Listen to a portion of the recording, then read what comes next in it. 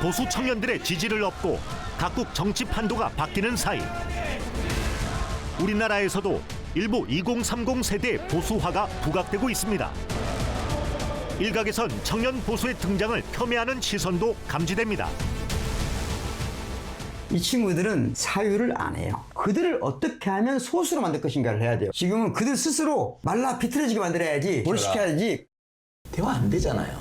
그 쓸데없는 짓을 뭐하러 해요? 그 쓰레기통 속에 가서 헤엄치면서 왜 인생의 일부를 허비해야 돼요? 저 쓰레기 아니들 라고 나는 말해주고 싶어요. 저는 2030 남자 유권자들한테 좀 말하고 싶어요.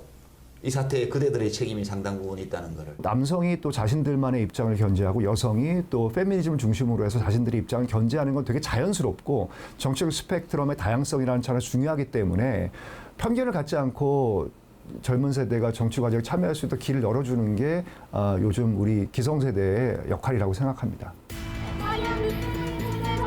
갈라진 광장에서 진보 혹은 보수로 정치 참여에 나선 2030 세대.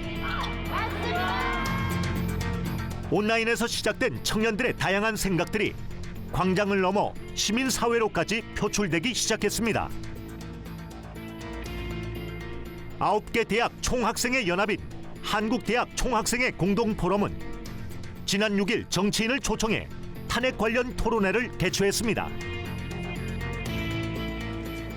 탄핵 반대를 주장하는 전국 40여 개 대학생 연대인 자유대학도 기자회견을 열어 정치권을 향해 목소리를 냈습니다. 청년들은 다음을 준비하고 있습니다.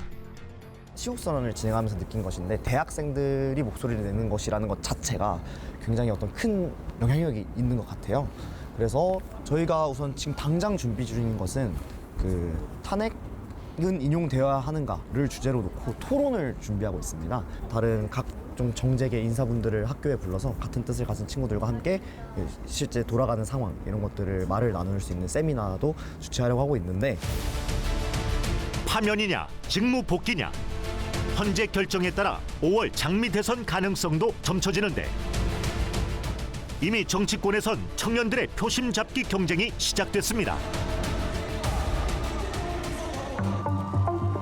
지난달 23일 민주당은 전국청년위원회 발대식을 열고 청년 문제를 해소할 실효성 있는 대책을 마련하겠다고 발표했습니다.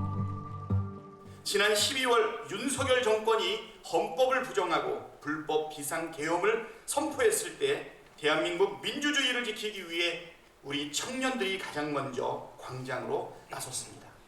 이제 대한민국이 청년들에게 희망을 안겨줘야 할 때입니다. 국민의힘에서도 청년 간담회를 열어 이들의 목소리를 들었습니다. 여야 모두 가상자산에 대한 정책 마련도 약속했는데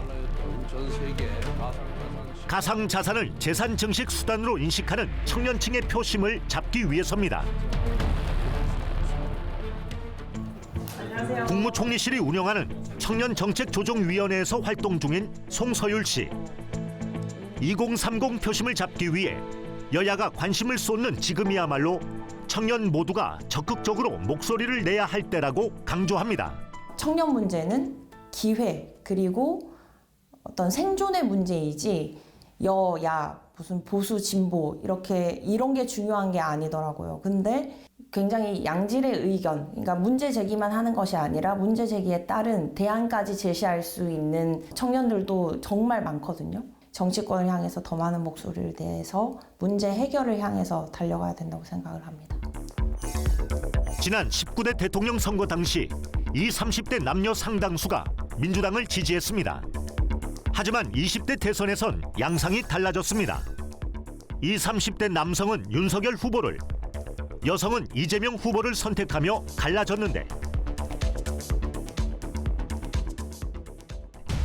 어디로 기울지 모르는 스윙보터 2030 청년 세대들은 헌재가 내릴 결정을 어떻게 평가할까요? 그리고 청년들의 달라진 이념 지형도는 향후 선거에서 어떤 결과를 가져올까요?